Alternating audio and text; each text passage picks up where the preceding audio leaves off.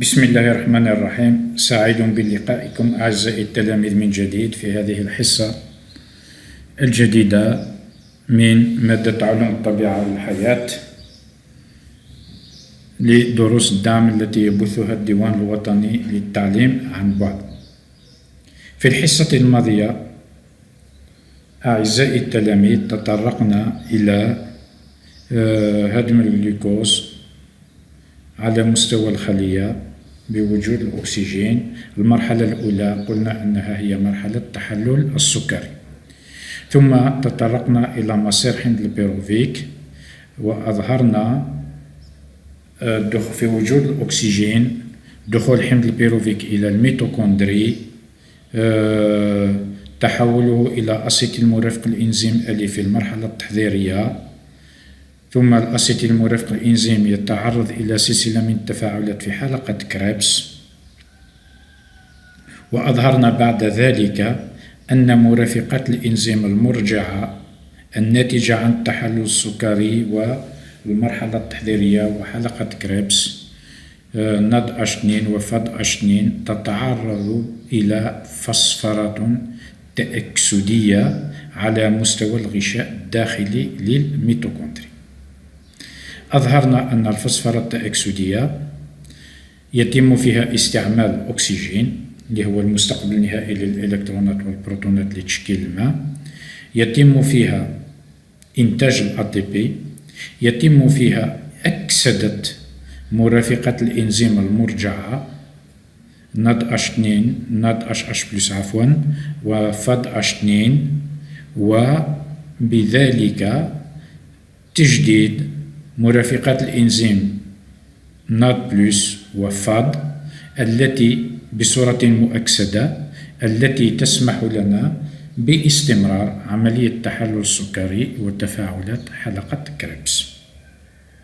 نكمل في هذه الحصة ونلخص مع بعض ما هي مراحل هدم الجلوكوز على مستوى الخلية في وجود الأكسجين. إذن عزيزي التلميذ، لدينا الخلية الهيولة الميتوكوندري. على مستوى الخلية ما هي مراحل هدم الجلوكوز؟ المرحلة الأولى إذن ما هي عزيزي التلميذ؟ بطبيعة الحال سوف تصل إلى الجواب، هي مرحلة التحلل السكري. هذه المرحلة تتم على مستوى الهيولة وهي مرحلة التحلل السكري. ما هي المرحلة الثانية؟ ما هي المرحلة التي تلي التحلل السكري؟ إذن مقرها تتم في المادة الأساسية للميتوكوندري، تتم على مستوى المادة الأساسية للميتوكوندري، هي المرحلة التحضيرية وحلقة كريبس. هي تفاعلات المرحلة التحضيرية وحلقة كريبس. المرحلة الثالثة عزيزي التلميذ مقرها الغشاء الداخلي للميتوكوندري، وهي بطبيعة الحال الفسفرات التأكسدية. هذه هي إذن مراحل هدم الجلوكوز على مستوى الخلية. المرحلة الأولى التحلل السكري، الثانية المرحلة التحضيرية وحلقة كريبس، المرحلة الثالثة الفسفرة التأكسدية.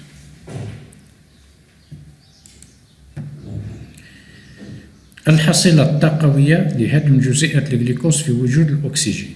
الحصيلة الطاقوية لهدم جزيئات الجلوكوز في وجود الأكسجين أي ظاهرة التنفس. في المرحلة الأولى التحلل السكري، في المرحلة الأولى اللي هي التحلل السكري، إذن الطاقة التي تنتج تتمثل لدينا في جزيئتان من الATP. المرحلة الثانية هدم حمض البيروفيك، يعني المرحلة التحضيرية زائد حلقة كريبس. ماذا ينتج لدينا؟ كم ATP ينتج لدينا؟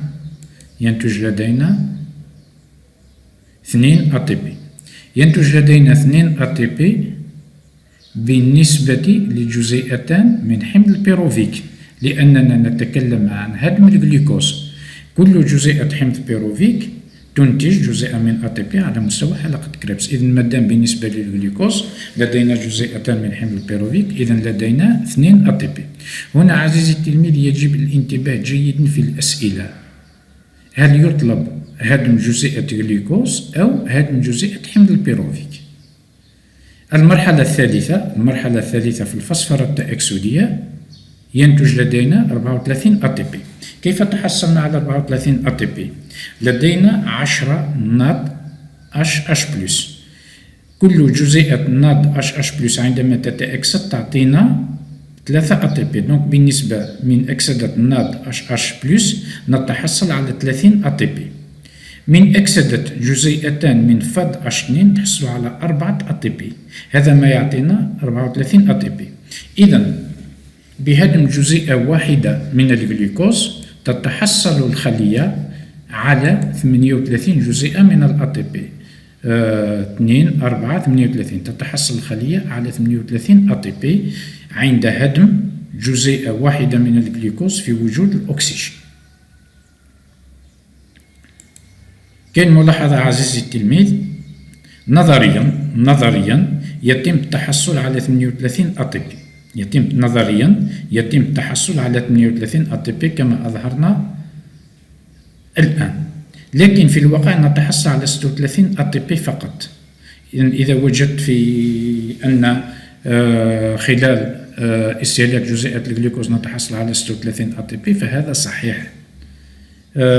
نتحصل على 36 ATP فقط باستثناء خلايا القلب والكبد التي نتحصل عندها على 38 ATP. إذن لماذا نتحصل على 36 ATP؟ لأن في الحقيقة للناد H2 2 ناد H2 الذين نتحصل عليهم في التحلل السكري ما يدخلوش إلى الميتوكوندري، وإنما يتحول قبل ذلك إلى فض H2 باش يدخلوا الميتوكوندري. إذن لدينا إذا وجدنا أنه 36 ATP فهذا صحيح. الآن عزيزي التلميذ، انطلاقا مما درسناه سابقا نحاول أن نتعرف على هذه البيانات الموجودة لدينا. إذن نبدأ على بركة الله. البيان الأول هو الذي يستعمل من طرف الخلية، يستعمل خارج الميتوكوندري. دونك ما هو واحد بطبيعة الحال هو الجلوكوز. الآن الجلوكوز على مستوى الهيولة. لماذا على مستوى الهيولة؟ قبل أن ندخل إلى الميتوكوندري يتحول إلى المركب 2، ثم المركب 2 يدخل إلى الميتوكوندري ويتعرض إلى سلسلة من التفاعلات. إذن المركب 2 عزيزي التلميذ هو طبيعة الحال حمض البيروفيك. عندما يتحول الجلوكوز إلى حمض البيروفيك ينتج لدينا المركب 3. المركب 3 لاحظ عزيزي التلميذ، المركب 3 يستعمل على مستوى الغشاء الداخلي للميتوكوندري. فهذا المركب 3 أيضا إذا انتبهت ينتج خلال هذه المرحلة وينتج خلال الحلقة.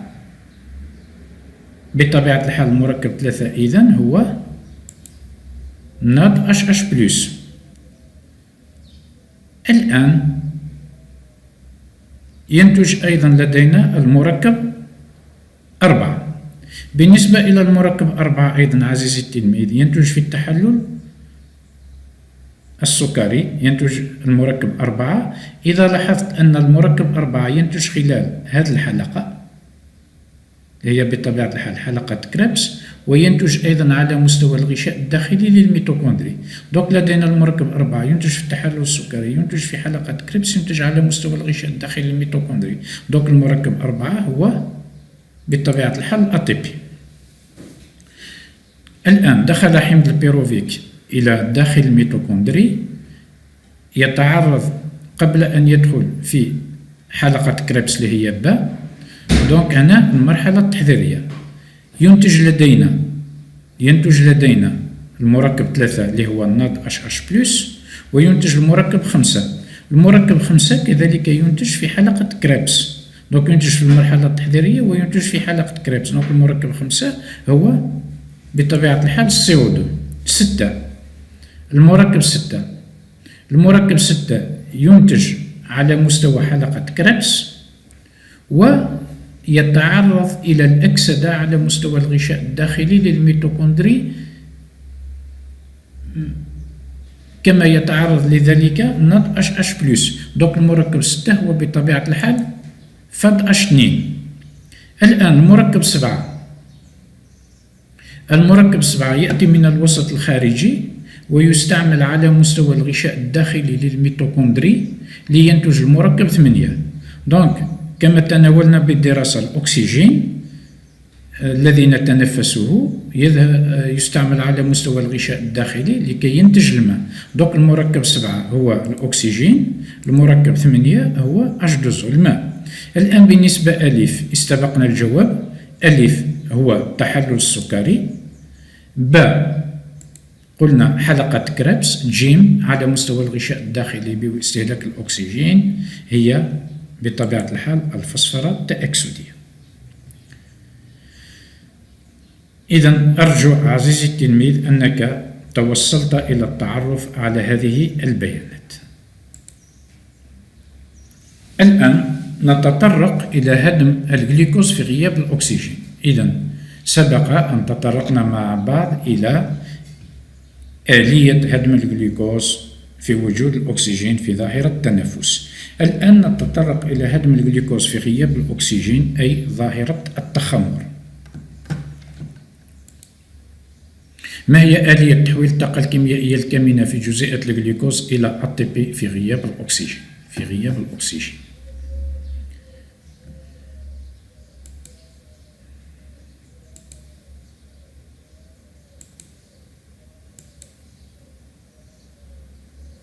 إذا للإجابة على هذا السؤال نستعرض النتائج التجريبية التالية. زرع الخميرة في وسط يحتوي على جلوكوز مشع وخالي من الأكسجين. زرع خميرة في وسط لا هوائي خالي من الأكسجين به جلوكوز مشع. إذا في البداية التجربة الجلوكوز موجود في الوسط الخارجي عند الزين 0. عند الزين 1 يلاحظ الجلوكوز على مستوى الهيولة، أي نفاذية الجلوكوز من الوسط الخارجي إلى الهيولة. على مستوى الهيولة نلاحظ ظهور حمض البيروفيك عند الزمن زين 1، ظهور حمض البيروفيك. عند الزمن زين 2 دائما حمض البيروفيك متواجد على مستوى الهيولة، لم يدخل إلى الميتوكوندري. لاحظ معي حمض البيروفيك لم يدخل إلى الميتوكوندري. نلاحظ أن حمض البيروفيك على مستوى الهيولة تحول إلى إيثانول مع انطلاق CO2 إلى الوسط الخارجي، ولكن هذا التحول حدث على مستوى الهيولة. إذن تشكل الإيثانول. إذن ما هي النتيجة التي نصل إليها مع بعض عزيزي التلميذ؟ بطبيعة الحال بدون شك أن في غياب الأكسجين يهدم حمض البيروفيك أو يستمر هدم حمض البيروفيك على مستوى الهيولة، يشكل لدينا الإيثانول والسيود. في غياب الأكسجين يتم هدم حمض البيروفيك على مستوى الهيولة لينتج الإيثانول وطرح السيود، وتسمى الظاهرة بالتخمر الكحولي. تخمر كحولي لأن الإيثانول بطبيعة الحال هو كحول.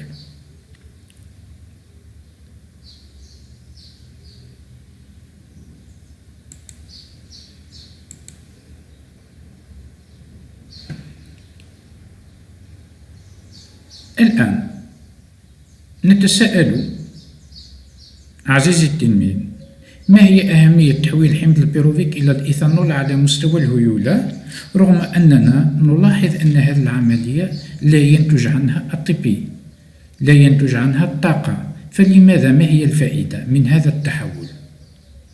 إذا تمعنا في هذه الوثيقة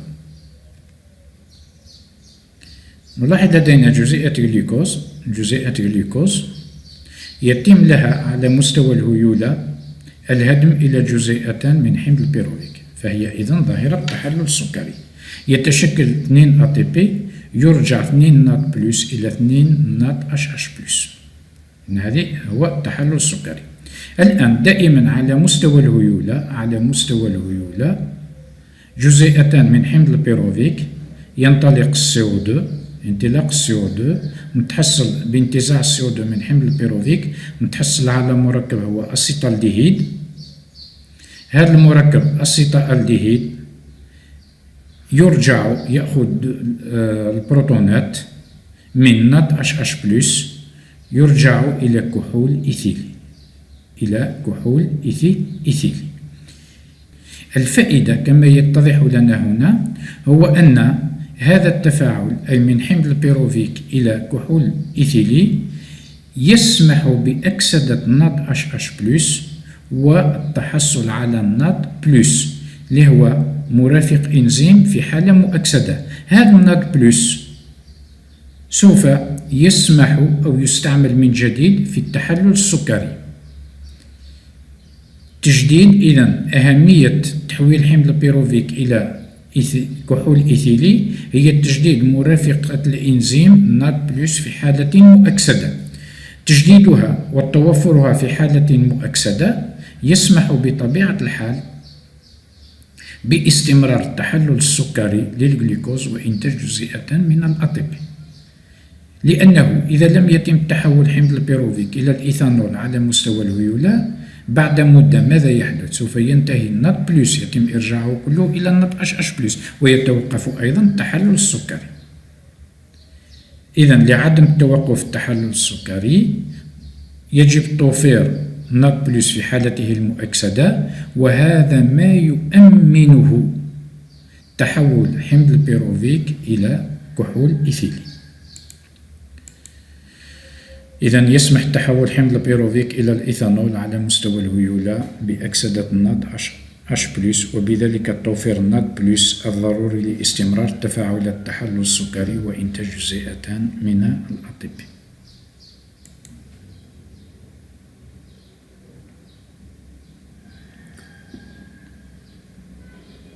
الآن عزيزي التلميذ، إذا أردنا أن نقارن بين الحصيلة التقوية للتنفس والتخمر يتبين لنا أنه في التنفس يتم هدم كلي للجلوكوز. نواتج التنفس لا تحتوي على طاقة كيميائية كامنة، لذلك نقول أن التنفس هو هدم كلي للجلوكوز، ونتحصل على 38 جزيئة من الأطيب. إذا التنفس هدم كلي للجلوكوز بوجود الأكسجين ينتج عنه طاقة كبيرة 38 ATP. بطبيعة الحال 38 ATP هي الطاقة القابلة للاستعمال من طرف الخلية، وهناك طاقة أخرى تنتشر بشكل حرارة.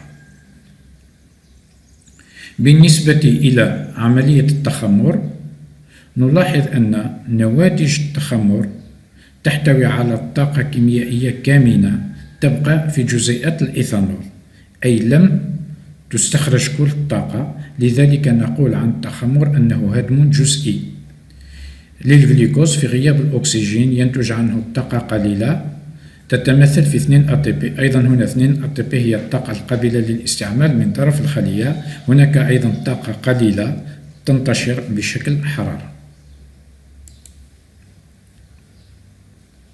الآن عزيزي التلميذ نحاول أن نختبر معلوماتنا مع بعض. إذن أيضا نقترح عليك كتابة البيانات. إذن واحد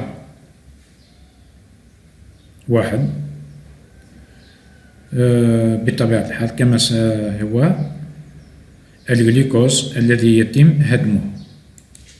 واحد الجلوكوز. 2 هو حمض البيروفيك، سبق وأن ذكرنا ذلك. 2 حمض البيروفيك.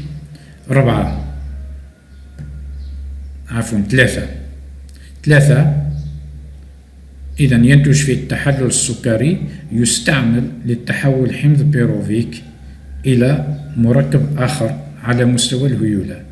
إذن 3 هو ناد HH+. بالنسبة إلى 4 ينتج في التحلل السكري هو ATP. الآن بالنسبة إلى المركب 5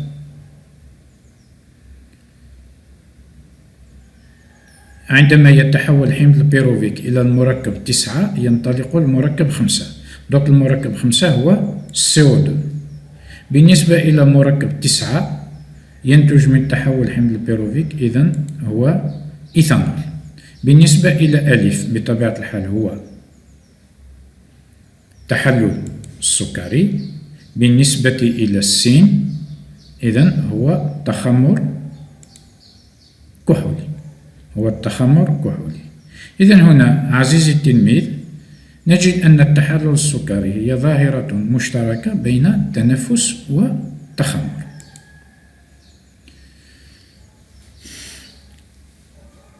الآن المطلوب منا هي التحولات أو حوصلة للتحولات الطاقوية على مستوى الخلوي. إذن انتقال الطاقة في خلية نباتية يخضرية يعني تحتوي على اليخضر أثناء النهار، انتقال الطاقة في خلية نباتية يخضرية أثناء الليل، انتقال الطاقة في خلية غير يخضرية لا تحتوي على اليخضر اللي هي يعني هنا خلية حيوانية. المطلوب منا كتابة البيانات. إذا نبدأ عزيزي التلميذ. هذا بطبيعة الحال لا يخفى عنك أنها الصانعة خضراء بوجود الضوء تتم هنا ظاهرة تسمح بإنتاج المركب 1 و2. لو نأتي إلى المركب 1 يتم هنا إنتاج المركب 1. لو نأتي إلى 1 نجد أنه ينتج على مستوى الميتوكوندري. أيضا في الخلية النباتية يجد أنه ينتج على مستوى هيولة الخلية الحيوانية. نلاحظ أنه ينتج على مستوى الميتوكوندري للخلية الحيوانية. دوك بالنسبة إلى 1 بطبيعة الحال هو أطيبي. المركب 2 ينتج هنا على مستوى التيلاكويد في الصانعة الخضراء، ويستعمل لاحظ جيدا يستعمل في هذا على مستوى المادة الأساسية. دوك ينتج في التفاعلات المرحلة الكيموضوئية، يستعمل في مرحلة التفاعلات الكيموحيوية. دونك هنا 2 هو ناطبي HH+. بالنسبة إلى المركب 3 دونك ينتج من تفاعلات المرحلة الكيموحيوية، والمركب 3 هو الذي يستعمل في الخلايا الحيوانية وفي الخلايا غير اليخضرية. يستعمل في الخلايا غير اليخضرية كمصدر للطاقة، يستعمل كمادة أيضا. دونك 3 هو جلوكوز. بالنسبة إلى المركب 4 على مستوى الصانعة الخضراء قد يتكثف المركب 3 إلى 4. دونك 4 هو النشا. 5 بالنسبة إلى المركب 5 ينتج على مستوى الهيولة، ينتج على مستوى هيولة الخلية النباتية، ثم يدخل إلى الميتوكوندري. كذلك نفس الشيء في الخلية الحيوانية غير ذاتية التغذية أو نلاحظ أنه المركب 5 ينتج من استهلاك الجلوكوز في الهيولة ويدخل إلى الداخل الميتوكوندري في وجود الأكسجين. دونك المركب 5 هو حمض البيروفيك. المركب 6 أين هو المركب 6؟ مركب 6 نعم هي ظاهرة تحدث على مستوى الميتوكوندري بوجود الأكسجين وتسمح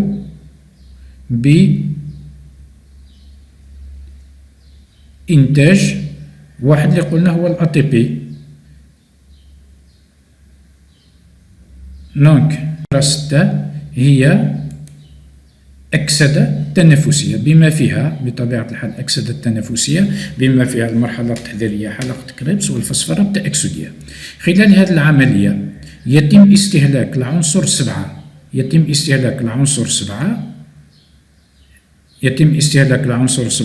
وانطلاق العنصر 8. دونك 7 هو أكسجين، 8 بطبيعة الحال هو الماء. 9 أين هو المركب 9 بالنسبة إلى الجلوكوز على مستوى الهيولة. دونك ينتج لدينا المركب 5 اللي هو حمض بيروفيك. دونك في التحلل السكري ينتج الأتيبي. بقي لدينا المركب 9 في التحلل السكري ينتج الأتيبي، ينتج الناد HH+. دونك المركب 9 لاحظ ينتج في التحلل السكري وفي التنفس يدخل إلى الميتوكوندري. دونك هذا المركب 9 هو الناط HH بلس 10. 10 الآن لاحظوا خاص بظاهرة التخمر. حمض البيروفيك على مستوى الهيولة يتحول إلى المركب 10 بانطلاق CO2 اللي هو 8 قلنا CO2 يتحول المركب 5 اللي هو حمض البيروفيك إلى 10 بانطلاق CO2. دوك المركب 10 ما هو؟ بطبيعة الحال هو أسيتالديهيد. الآن أسيتالديهيد باستعمال أو بأكسدة ناض HH بلس والتحصل على بروتونات يتحول إلى المركب 11. دوك المركب 11 عزيزي التلميذ هو الإيثانول. الآن بعد أن تعرفنا على هذه البيانات مع بعض، ما هي التحولات الطاقوية التي تحدث في الخلية اليخذورية أثناء النهار، أو الخلية اليخذورية اللي هي بطبيعة الحال خلية ذاتية التغذية، والخلايا غير ذاتية التغذية. تحدث داخل الخلية حقيقية النواة المجزأة إلى حجيرات الهيولة الصانعة الخضراء الميتوكوندري، لأن هذه هي ميزة الخلايا حقيقية النواة، تفاعلات أيضية تحفزها إنزيمات نوعية. ترافق هذه التفاعلات تحولات طاقوية على مستوى الخلية ذاتية التغذية، تقوم بالتركيب الضوئي، تنتج لدينا مادة عضوية تحتوي على طاقة كيميائية كامنة. جزء من هذا الطاقة الكيميائية الكامنة تحولها الميتوكوندري إلى طاقة قابلة للاستعمال ATP بطبيعة الحال لضمان حيوية هذه الخلية لتستعمل ATP. المادة العضوية المتبقية بطبيعة الحال سوف تخزن، والتي في الثمار، والتي تعتبر مصدر غذاء للخلايا الأخرى غير ذاتية التغذية. على مستوى الخلايا غير ذاتية التغذية يتم تحويل الطاقة الكيميائية الكامنة في الجزيئات العضوية إلى طاقة قابلة للاستعمال وهي ATP فقط. إذن في الخلايا اليخذورية هناك نمطين من التحويل الطاقوي، كاين تحويل الطاقة الضوئية إلى طاقة كيميائية كامنة من جهة، ومن جهة أخرى يتم تحويل طاقة كيميائية كامنة إلى طاقة قابلة للاستعمال ATP. بينما في الخلايا غير ذاتية التغذية يتم تحويل الطاقة الكيميائية الكامنة إلى طاقة قابلة للاستعمال بوجود الأكسجين في ظاهرة التنفس وفي غياب الأكسجين بظاهرة التخمر. إذن إلى هنا نأتي على نهاية هذه الحصة أعزائي التلاميذ. نشكر لكم حسن الانتباه والإصغاء، ونلتقي إن شاء الله في الحصة القادمة.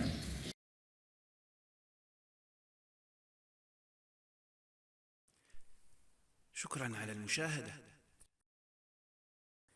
لا تنسوا الاشتراك في القناة، الضغط على الجرس، الإعجاب بالفيديو.